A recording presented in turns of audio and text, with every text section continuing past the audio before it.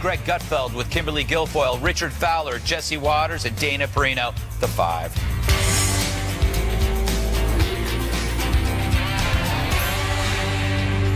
President Trump and First Lady Melania met with doctors, first responders, and survivors of Sunday's massacre. Roll the tape. The patience, the bravery. Some were very, very badly wounded, and they were badly wounded because they refused to leave. They wanted to help others because they saw people going down all over. And it's an incredible thing to see. This tremendous bravery. The police department, incredible. The people themselves, incredible. People leaving ambulances to have somebody else go because they thought they were hurt, even more so. Meanwhile, here's new body cam footage taken from police officers from that night. Go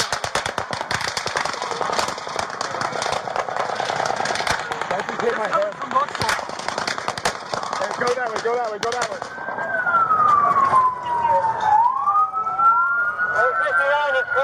Hey, they're shooting right at us, guys. Everybody stay down. Stay down. Where's it at? North of the Manly base, coming out of a window. Hey, get down! Go that way! Get out of here! There's gunshots coming from over there! Go that way! Go that way! Remember when body cams were used to capture police infractions?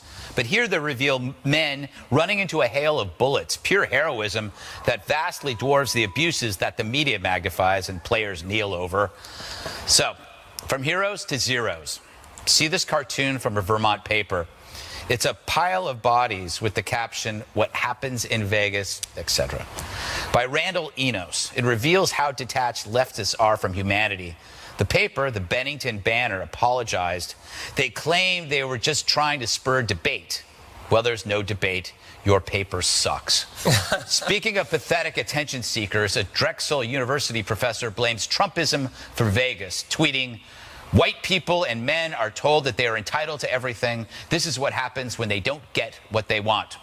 That's a Drexel professor, the same ghoul who once called for white genocide. You know, it seems like there are more racist creeps in academia than the general population. I ask parents, why send your kids to Drexel? I think that might be child abuse. Back to the heroes. How about that Marine vet who stole a truck to help transport victims from the killing field to the hospital? Lucked out on the first truck, opened the door, and the keys were there, and looked at Jen and said, "Let's go get some people." Each trip was 10 to 15 people, as many as we could cram in there. We were just trying to go down the line of the dozens and dozens of people that were already being pulled out to the street. It was really hard to just pack up and leave because, you know, you can only fit so many people, and there's so many people that still needed help, and no ambulances were on scene yet. So there's a comparison, a military hero and a Professor Zero. One inspires, the other repulses. I'm thinking the military offers the far better education than academia, at least in moments that matter in life. I ask myself, would I have learned more in a barracks instead of going to Berkeley? Yes. The answer is yes. You read my mind, Kimberly. I think because of my education, I think of myself as a last responder. I'm the one that's running. Dana, what did you think of the president's remarks today? Well, you never want to necessarily get better at disaster recovery because that means that you're actually having to go to a lot of disasters. But this is a presidency that's only 9 months into its 4 years, possibly 8. And I don't know if it's growing into it, but the remarks are always spot on. So there's two things I've noticed. One is that when he is one-on-one with people and it's not scripted, he's really good. He always has been. And in some ways at his rallies, remember when he's not on a teleprompter, it's almost as if he's talking to each person individually and he likes the crowd. But what he did in Puerto Rico yesterday was to let the people know, like, I came, so I took the time to come. I promised you that we're going to be here to help. And I touched a few people individually. So that means a lot. Then you go to, if you look at Monday when he did the speech from the diplomatic reception room immediately after the tragedy, that was beautiful presidential oratory. And then today you have him at the University Medical Center, and he's always with the First Lady, Melania Trump, by his side. And I could think about what it means to the people that are in the hospital recovering from these horrible wounds that the president took the time to come. He spent an hour longer than he was meant to when he was there. And then he's talking to the medical responders. And what this does for him as well is that it gets him out of the Oval Office. It's one of the things I kept thinking in those first 8 months before there was a changeover in leadership at the White House is why do they not get him out of Washington? Washington is not where he should be. That he is not a creature of Washington. Of course, he has to sort of manage the White House. But once they've been getting him out into the country, he was giving speeches in Indiana and Missouri on tax reform, traveling around to do other things, see people, he does a lot better. And I think he represents all of us well because we can't go there to the hospital, but we can all feel pretty inspired by what he said today. Let me throw to another piece of tape from President Trump, and then I'll ask Kimberly your thoughts. The example of those whose final act was to sacrifice themselves for those they loved should inspire all of us to show more love every day for the people who grace our lives. In the months ahead, we will all have to wrestle with the horror of what has unfolded this week, but we will struggle through it together. We will endure the pain together, and we will overcome together as Americans. Thoughts, Kimberly? I really think it was a powerful moment for the president, and you can feel that he's speaking from his heart, that it's genuine. And I think when you go there, there's really no substitute to actually going to the scene, going to the place, whether it's a natural disaster or a horrific mass shooting like happened in Las Vegas. You really feel it, and I think it's important for the country to see that. I'm glad that he went there, and for anyone to question why he went there, they would criticize him if he didn't. And absolutely, the president belongs there. This was so tragic, and the fact that it was the largest mass shooting in American history in and of itself is so significant, and it deserves the presence and the contemplation and reflection of the president. Jesse, these events always reveal two sides. There's usually more heroes than zeros. Yeah. But the zeros are kind of more interesting because they're just so bad. But, yeah. I mean, when tragedy strikes, people can decide if they want to be heroes or villains. The heroes run towards the bullets. They donate blood. They donate money. They console a victim. They explain to children what exactly happened. But the villains seek to divide instead of unite. They exploit this for personal gain, for financial gain. They write silly cartoons, and it's a mess. Now, social media and TV has a way of holding a mirror up to this country, and that's good because it shows who the real haters are. When you have a professor like this that blames all white men for the shooting, when there's a terrorist attack, does he blame all Muslims? Of course not. Or Hillary Clinton, who demonized the Second Amendment right on the heels of this, struck the wrong note. The CBS executive said she has no sympathy for any of these victims. Even CNN said the only reason he rushed to Vegas was because he had a hotel there. It's really disgusting. And then the press can't bemoan the polarization of the country and then turn around at the same time and contribute to that same polarization. If you're going to blame Trump for Charlottesville or mock Melania's heels for Harvey or lie about the Puerto Rico recovery or even say that every member of Congress is complicit in the shooting death of 59 people, you can't do that. So the media spent, I think, 3 or 4 or 5 years denigrating law enforcement. Some of those stories were fake news, but other of those stories, there are some bad apples there, and I have to admit that. But at the same time, now is an opportunity for the media to tell those heroic stories and sing the praises of law enforcement, and not just the police, but the EMTs, the SWAT teams, because they saved a lot of lives out there. And the media has so many resources they can bring to bear towards a tragedy, especially the networks. And you see there's an appetite out there, especially after what we saw in Texas, to hear stories of personal bravery. And instead of spotlighting those great stories that are the real America, they're focused on the bitterness and the divisiveness of the country, and that's what you see, but that's not the real America.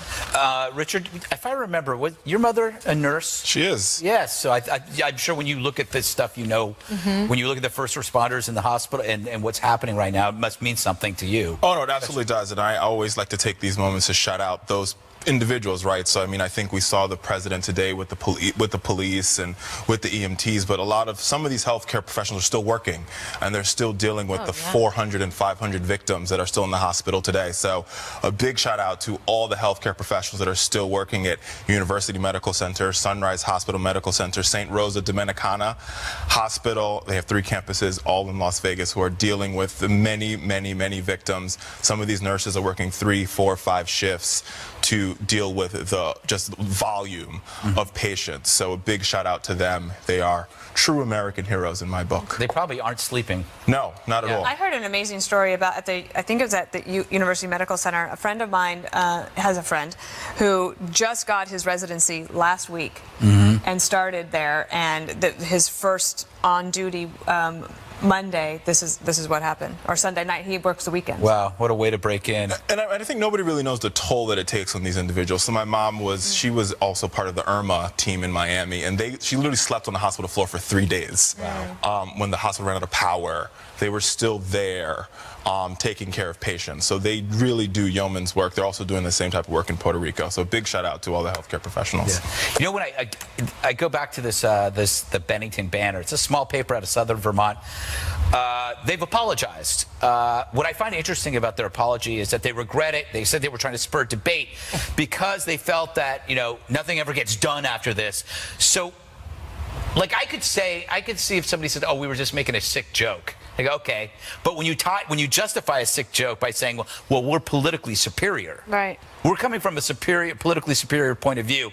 Therefore, we felt this was appropriate. We realized we're wrong because of the outcry. I find that a little specious. Can I ask you, if you were in publishing, what would you have apologized? Yes. I mean, not that you would have been. No, that never would have run. It never would have run. Never would have run. So you told the cartoonist to get out. I have a sick sense of humor, But I even I look at that and I go, well, it's a terrible cartoon.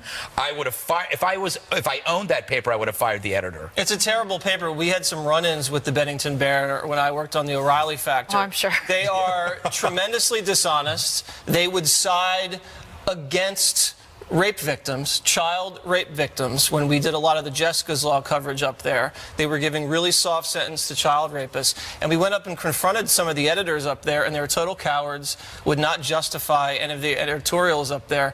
It's a very fringe, far-left paper. They're extremely irresponsible. So it doesn't surprise me at all that they would run such an offensive cartoon. And I don't even buy the justification. I don't buy that at all. They thought it was cute and edgy, and they ran it, then got called out, so they apologized. The Drexel thing, too, is interesting because this guy, I didn't mention his name on purpose, but he has a history of doing these kind of inflammatory things.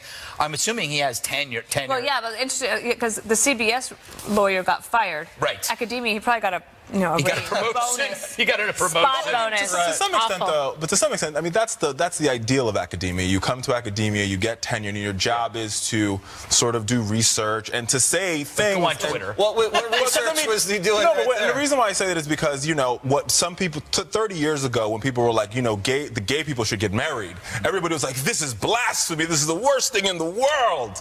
These people should be shunned. And now look at it. We're in 2017. That wasn't and civil gay people rights are married. commentary. No, but the point I'm making is the reason why there's university tenure is to protect these academics to say things that some would find offensive. But I think everybody finds that offensive. Yeah. And also, I think that times change. I don't think his bosses at the college are going like, no, that's for Twitter. It's like, I think he's basically thinks he can do this, and he's but they use it as an excuse to get away with it. They have poor judgment, and they're morally depraved and disgusting. So there's no excuse for him. There you go. I have to pay him a visit. When Kimberly says there's no excuse for you, you got to feel pretty bad. That's it. Done. Done. Coming up, the girlfriend of shooter Stephen Paddock has returned to the States. What does she know? The latest next. The girlfriend of the Las Vegas gunman returned to the U.S. overnight from the Philippines. She could provide crucial clues as to why Stephen Paddock opened fire on a crowd of thousands Sunday night. Mary Lou Danley's sisters claim she had no knowledge of her boyfriend's deadly plot. I know that she don't know anything as well like us. She was sent away. She was sent away so that she will be not there to interfere or put this planning. Trace Gallagher with the latest, now live from Vegas. What's up, Trace? Well, Jesse, Mary Lou Danley, we can tell you, has been in the FBI offices in Los Angeles now for the better part of 5 hours. We cannot confirm that she's been interviewed by FBI agents for that long, but she certainly is still inside the building. We should also note this is a voluntary interview for her. She has been listed as a person of interest, and she does have her lawyer on hand in the interviews, but this is a voluntary thing. The FBI saying she's welcome to come and go as she pleases. The experts are telling us what the FBI is focusing on here is Stephen Paddock's mental state. What was he like in the weeks leading up to this shooting and before she left for the Philippines? His political affiliations, his religious beliefs, anything that can point them in the direction of the unknown motive. And maybe they want to find out more about what groups he has spoken with, individuals he might have spoken with in the weeks and months leading up to this crime. They also would be very interested to find out about her knowledge of this vast arsenal of weapons found inside the home in Mesquite, the home in Reno, which are both homes that she lived in with Stephen Paddock, and what knowledge she had about the explosives and the ammunition and all of that stuff. Her sisters, as you said, think the reason she was sent away to the Philippines is because that she would have tried to stop him from conducting this shooting. The FBI may probe into that as well. We should tell you the FBI interview could go anywhere from 5, 6, 7, 8 hours. It's unclear if she's going to come back to Las Vegas. She could be in Los Angeles for a few days. We want to show you these pictures from the Daily Mail. These are new pictures of the guns that Stephen Paddock had inside the Mandalay Bay hotel room. These are some of the semi-automatic weapons there. This is an idea of some of the 23 weapons he had in there. We now know from the alcohol, tobacco, and firearms that at least 12 of those weapons were equipped with the bump stock. That's the mechanism that automatically turns the trigger close to an automatic weapon. It just keeps it perpetually engaged, firing between 400 and 800 bullets per minute. They will check out that as well. And we should note, Jesse, that we will be outside the FBI offices, so when Mary Lou Danley walks out, we will be there to greet her if she's talking to the media. Excellent. Thank you very much, Trace. So, Kimberly, 6 hours being interviewed by the FBI. I can't imagine what that's like. What kind of questions would you be asking this girlfriend?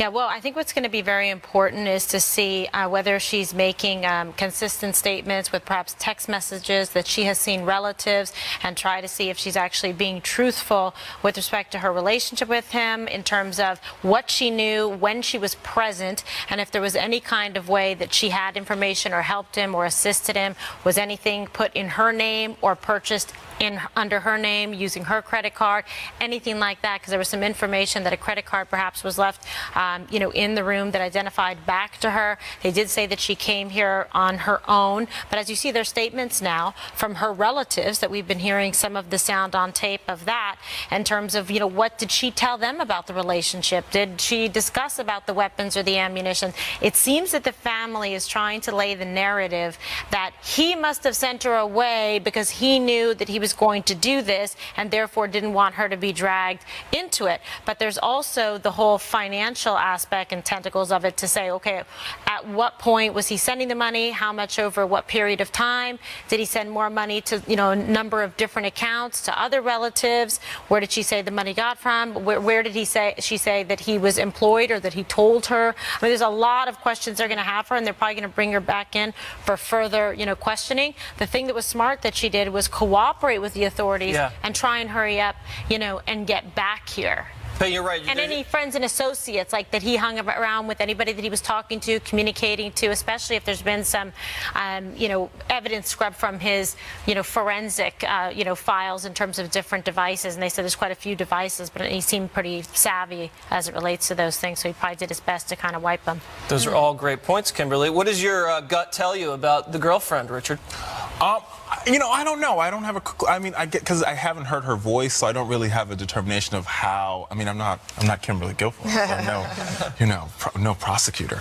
But I think I want to hear her voice and hear her side of the story. Right now, my gut tells me that she's just like, listen, I get he could be crazy. He sent me away, and then he engaged in he was a psycho. I didn't know that. I mean, I think it's possible. There are a lot of times you see cases where they were like, he had a secret life I knew nothing about. And I'm just as surprised as you are. And I guess we'll have to see what the FBI finds out. Yeah, it's definitely plausible. We're hearing reports he purchased about 33 guns within just the last year, Dana. Right. That's a lot of weapons. I was wondering, like, when they say that there's 12 in the room with the bump stocks, and so I'd be curious if they can do any sort of financial trace back. I assume that you deal in cash when you are buying these types of weapons, but I don't know. And also with her, source I of kind of like funds. don't buy it necessarily. Really? She had no idea, because the FBI has said that they think he was planning this for 2 months. He had all of those weapons all across in these 2 homes, and then she leaves. And I'm not saying that she's legally culpable by any means, but that doesn't seem plausible to me. Not oblivious. She knows you're more saying. than she's saying. All right. Or maybe she's telling them. Let's Exactly. see. But they're going to find out, as you They're going to said. find out regardless. Greg Gutfeld, final thoughts? I don't think it's the lady that's going to give you the information. It's going to be the laptop. We got to figure out what he was doing, what he was searching for. What if this guy just wanted to beat a record? And how bizarre that would be if there was no agenda, if there was no mission, if he wasn't radicalized, if he didn't hate Trump supporters, everybody, including myself. I want a reason so badly. Yeah. But what if he was just trying to beat a record? The other thing I've been thinking about. Wouldn't that be crazy? I've been thinking Yeah. about the tower shooter in Texas, Yep. Charles Whitman, who just was a normal guy, climbed a water tower, killed a bunch of people. Then they opened up his skull and they found a massive brain tumor, resting on an area that affected his behavior. And it's like, what happens if it's something like that? And what happens if we never know? That's the freakiest thing. If this goes away without any kind of closure, it's going to drive us nuts. There's a couple of initial reports about mental health. And I think the other thing I would add is that don't be surprised. I just have this eerie feeling that a letter is going to show up in the mail to a police department Like or a to manifesto a manifesto to a random news station. Doesn't seem to be the social media type of guy. Right. But he could have sent a letter. Yes. And randomly, Oklahoma news station gets a letter It'll from be a him postcard telling you his manifesto of why he did it. Well, hopefully we find that one of these days. The left has stepped up its push for more gun control in America, but some Democratic lawmakers are remaining silent on the subject. There's a reason. Next.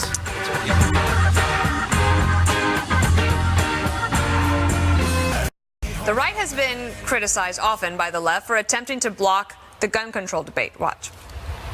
They say it's inappropriate to be talking about it because it's too soon. Well, maybe it's too soon for you because deep down inside, in your heart, you bear some responsibility. The president, many Republicans want to put off a discussion on gun laws, obviously, put off permanently. They argue now's not the time, though there never will be a time.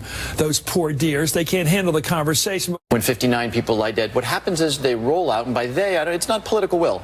This is a very deliberate, well-rehearsed series of things that the Republicans who are doing the work of the NRA roll out. But the argument may not be as black and white as they think. The National Journal reports some red state Democrats up for re-election have not come out for more gun control in the wake of the Las Vegas shootings, and they probably won't. There's a little bit, it's not as clear-cut. When you're talking about gun control, Greg, one thing that you always talk about is looking at facts versus emotion. So today in the Washington Post, there was a writer, did an op-ed.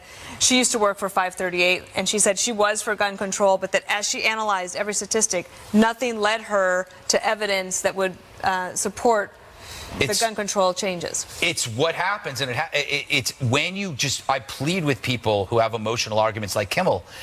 It's a purely emotional and incorrect argument, and he impugns people who disagree with him. He's impugning people that actually read these articles, that know the facts. I spend hours on this stuff, and I love debating on guns. But if you use facts instead of feelings, you find that you may have to make the switch because your feelings are going to evaporate and you're not going to have anything left. Emotional arguments wither. They're attractive, but data always beats emotions. I wish it was different. I wish there was data that said this is what caused this, so we can do it. If it's the bump stocks, ban them. I'm for that. That's the only thing I can put my handle on that might be different. But when look, the Washington Post article is very powerful because I was a reporter who changed her mind because she was going like everything was a dead end. She could see. The irony, too, is that some people are so distrustful of Trump that they only want the government to have guns. How does that make any sense, Kimmel? That is interesting. I'm going to have you listen, Kimberly, to Peggy Noonan, who always seems to have her finger on the pulse of America. And here we go. There is a sense that society is collapsing. The culture is collapsing. We're collapsing in crime. The world is collapsing. Crazy people with bad haircuts have nukes. Everything's going bad, terrorism, etc. They want to be fully armed on their hills at home. Well, it's the same element. And you can say the same thing you do, but you'll lose. For the apocalypse. But they're Americans, and they want to go down fighting. Always interesting to hear her perspective, Kimberly. Yeah, and I think she just has a very good sense of things and, kind of tapping into the pulse of where the country is going, what the current mood and emotion is, and kind of seeing the trajectory, the path that it might take. And I think she's right about this. There's so much that when you wake up in the morning that, quite honestly, that's, frightening. That people feel like things are not within their control, and then they think that a sense of self-preservation, not because they, love President Trump or they're a crazy right wing, because there are people with families that they want to protect, that they want to feel safe in their homes, and they feel like the world is an unsafe place right now. And there's evidence, to support that with things that we're covering in the news. How different is that from what President Obama said? Clinging to your guns and religion. Yeah. I know. That's one of the things. We all yelled at Obama for that. Well, President Obama was the NRA's greatest salesman. I think gun sales almost skyrocketed under his administration. Yeah, a lot of that sales was do because, go up after events like this. Yeah, and there's a lot of domestic terrorism the last 8 years. There's a lot of economic instability, and then the president always threatening to come after guns. That's a problem too. But going back to what you brought up, these wedge issues like guns, the Democrats lost that wedge issue. They won on gay marriage, but they lost on guns. They can cry about it all they want to raise money, but they don't have the votes. A lot of these senators, in North Dakota or Missouri, Montana, Democratic senators, they're not going to vote to crack down on the Second Amendment. Remember Hillary Clinton during the debates went after Bernie Sanders, socialist, for being too pro-gun. But he understands that because he's from a rural state in Vermont. Now, the polling also doesn't help the Democrats on the issue. 48% of American households own guns. 50% of Americans say the government's doing too much to take away their Second Amendment rights. And I think the NRA has a better favorability rating than Congress right now. I agree with Greg. Bump stocks might have to be looked at. I'm also opening to looking at background checks and mentally ill people having access to guns too. But the issue with guns is similar to the issue with abortion with Democrats. Any small infringement on abortion, they go crazy. Any small infringement on the Second Amendment, conservatives go crazy. So there's no bipartisanship there. We didn't leave enough time for Richard, but I do want to ask you, would the Democrats be willing to look at something narrow, like if it is bump stocks, is that something I think they will. I'm proud of Jesse because he seems to be moving to background checks. I think that's a very noble thing of you. Thank you, Richard. But this guy would have passed him. He would have passed him. And I mean, I think the larger, my argument is this, and I said this earlier on air today, it's just this: we need to have a larger conversation about it. My problem with this psycho in this particular instance, and in the Alexandria shooting with the congressman, is my problem is when you are out, and I'm not the biggest supporter of law enforcement, I don't have a law enforcement flag in my front yard, but when these individuals over and over again are outgunning law enforcement, we should be concerned as Americans. Bullets in law enforcement. Here, he had more bullets and more surveillance in law enforcement. One of the security officers were shot. So sometimes Americans have to say to ourselves, okay, so you're outlawing the people that are supposed to protect us. That's problematic. When you have 47 weapons between your three houses, you have high-capacity magazines, you have rifles that have the ability to penetrate police armor. These are all things that are problematic. I'm not saying we need to pass sweeping gun regulations to take everybody's guns. My father and brother are both gun owners. But what can we do to make sure you don't have 47 weapons? You made the point, too. It's hard to say the state is out of control and police people It's a very are starting to slippery slope. I harass agree with black you. men unfairly, and then saying, but we need to make sure you every on that citizen point. doesn't But have any arms. when you are outgunned, when the SWAT team is outgunned by one loon, we have a problem. I'm totally outgunned by YouTube taking up time. I'm getting yelled at, so we're gonna have to go to keep it in the break. Coming up, why Secretary Tillerson was forced to reiterate his commitment to President Trump. We'll explain next.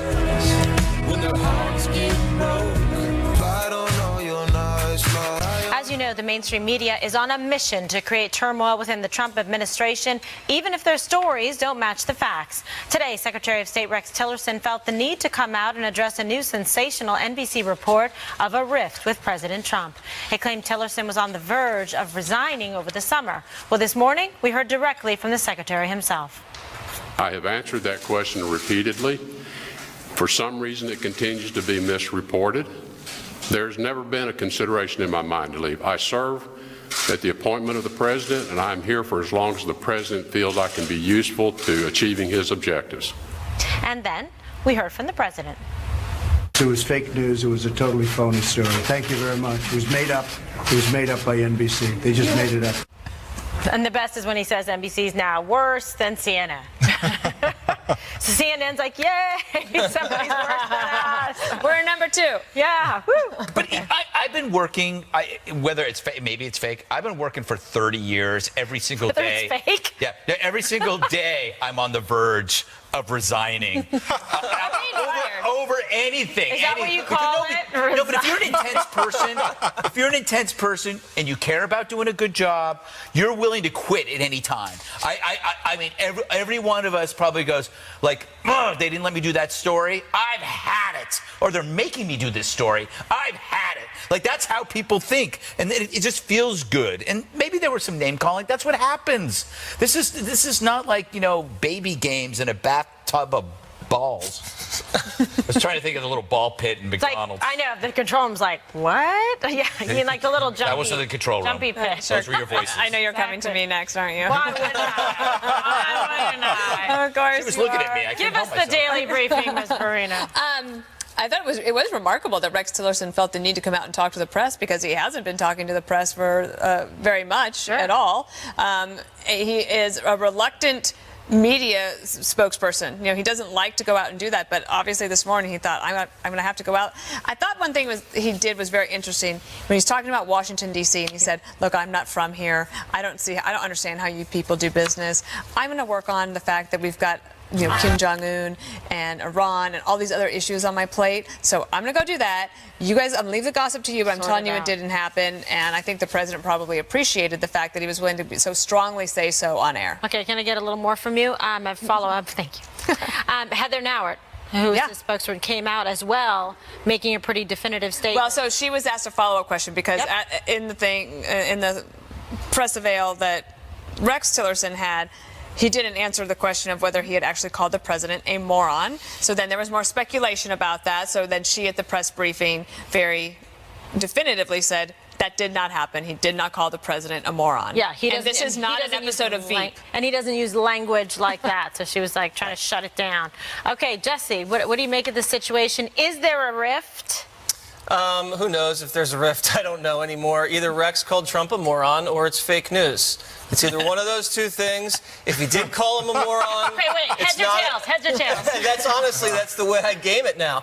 If he called him a moron, it's not a very smart thing to say. Maybe he said we need more on this topic. That's what Heather Nauert That's a spin. That's a spin, Dana. That's like straight press secretary spin. And that's why she got it. She still has it. And maybe he was just like, that moron. That's what you talk about your friend. Like, total moron, but I love the guy. Everybody says that about Or it's fake news and they can't talk to behind your back, Jesse, when you're not watching. Yeah, you guys talk about me like that all the time. I'm sure. No, but every administration. I call you the Labrador that sort of tinkles on the rug, but you still like it. Tinkles. Anyway. I didn't know you used that type of language. Here's my thing on Tillerson. Yeah. I actually found this press conference to be remarkable because what you've seen from Tillerson for the past 9 months is a very distant State Department from the White House. I won't defend his tweets. I won't defend his Charlottesville statements. The president's over there, and I'm over here. And what he does is what he does, and what I do is what I do. And I think he has a really hard job to get your foreign policy directives from the president's Twitter feed and not from the president directly on the phone has to be pretty hard. First time in history that you're like, oh, the president wants me to stop talking to North Korea. My bad. Let me hang the phone up. That could have been a strategy, though. Yes, I think there's people in there that are Who knows? probably don't want Tillerson to be Secretary of State, and they'd like to see, H.R. McMaster. And Another cabinet let's see what secretary happens bites in the January. dust. Coming up, metal detectors, bag searches, and heightened security at hotels. Is this our future in America? That story next. Since the tragic shooting spree in Las Vegas, safety at the Strip has been at an all-time high. The Wynn Hotel has just added metal detectors and bag screenings. Is this what our future looks like? Jason Aldean, who was on stage the night of the shooting, said, something has changed in this country and in this world lately, and it's a scary thing to see. This world has become the kind of place I'm afraid to raise my children in. Is that our new reality, Kimberly? Yeah, I think, that's a natural reaction to such a violent and traumatic experience. When you think about that he's the individual that was there, and he's looking out at all these people singing, his friends, big and rich, were just up there an hour before him. He's looking at everybody holding up their iPhones with the lights shining, singing God Bless America. It's his turn to take the stage, and on his watch, while he's there, this happens, and he sees sheer horror happening right in front of him. People getting shot, just murdered, loss of lives, so many young people and young mothers. Can you imagine? Of course he's thinking that, because it's that traumatic for him. He's probably going to need a serious therapy after this, the poor man. Greg? I said it earlier. This is on the learning curve of terror, death from above. It's offering a glimpse into the future. These weren't drones, but you can imagine open air spaces being vulnerable to drones armed with anthrax or any kind of device. How do you protect against that? There should be an industry as vast as the entertainment industry, media, and academia that teaches these skills. You should major in it. It should be well paid because terror is going nowhere. And Vegas, this thing just added to the learning curve for terrorists. This is a new way as a sniper attack from above. Dana? Well, if we do decide that there are going to be metal detectors at hotels, I think that should be the individual hotel's decision. Not the government's yet, unless as a society we decide that we need to go that direction. Israel lives that way. It certainly does add a certain different dimension to your life. There'd be a big adjustment, but it would have to be something collective. For now, I think if a hotel decides to do it on their own, that's fine. Jesse? Yeah, the more bad guys hit soft targets, the more people like Aldean's going to be scared to live in a country like this. I don't think we need metal detectors in every hotel. I hope this is a temporary thing by the Wynn. I understand from a PR perspective and a security perspective, maybe a week or 2 or 3, you have metal detectors. But if you're going to slow down business in a place like the Wynn Hotel in Las Vegas, and everyone's going to have to pass through like they're going through the airport, that's going to ruin the experience of going to Vegas. I don't mind the metal detectors. No drug-sniffing dogs. Listen, how I see it, we can't cower or shake in our boots to these psychos or ones like them. Las Vegas will recover, and so will America. We must continue to live, laugh, love, and share. And one more thing is up next.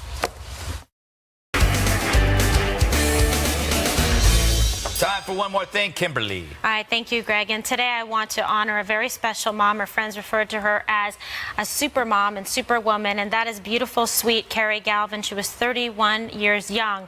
Amazing human being, a mother to 3 incredible children, and she and her husband, Justin, who was a former Marine who served in Iraq, attended the concert while on vacation in Vegas, and they were just 100 yards from the stage when the gunman opened fire, and Carrie very sadly and tragically died in her husband's arms.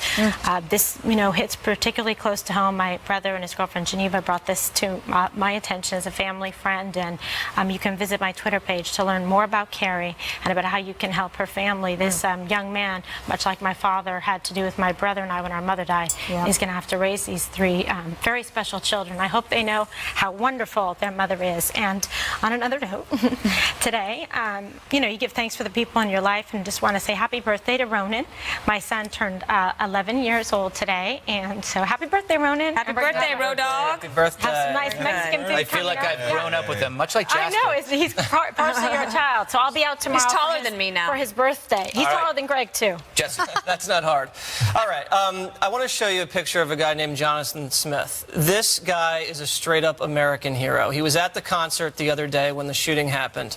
He was there with a bunch of family members, and he ended up saving dozens of lives. Yelled active shooter, brought people about a quarter-mile away into safety. At one point, actually got shot in the neck himself. And the doctors have decided to leave the bullet in there for now. Let's take a listen to what he had to say. It was like a heavy punch to my arm. At that point, my whole body spun around. I hit the gravel. I did what any human would do in that situation right there. Would I do it again? I definitely would. Basically, I'll be stuck with this bullet inside for the rest of my life. So there he is, Jonathan Smith. Thank you very much. Dana. All right, take a listen to this. There's not a stone in my heart I've left unturned. Not a piece of my soul that I ain't searched. All right, that was Dierks Bentley performing here on Earth, and it was for the Bobby Bones show. That this is a show in Vegas. Included Keith Urban, Mary Morris, lots of others. It's called Love is Greater Than Hate, and they raised a bunch of money, so check out Bobby Bones for more. Also announced today, former presidents Obama, Bush 43, Clinton, Bush 41, and Carter to headline a concert to benefit hurricane victims Saturday, October 21st at Texas A&M. Performers include the Gatlin Brothers, Lyle Lovett, and Robert Earl King. All right. Podcast tonight's an interesting one with Professor John Yoo. We discuss Vegas. We also discuss the future of drones in warfare. It's at the Greg Gutfeld podcast, foxnewspodcast.com. Richard. I want to give a shout out to some more heroes. So 24 nurses and healthcare professionals joining with electricians, equipment workers, and engineers on a flight donated by United Airlines, doing the right thing, United, that left Newark today on its way to Puerto Rico to assist on the outliers, so outside of San Juan and the countryside, to help Puerto Rico get back on track. The flight also includes 30,000 pounds of emergency relief supplies. So shout out to all those union workers doing good work for the people of Puerto Rico. Set your DVRs. Never miss an episode of The Five. Special report is up next. That's how you do it, Dana. Wow, that's great.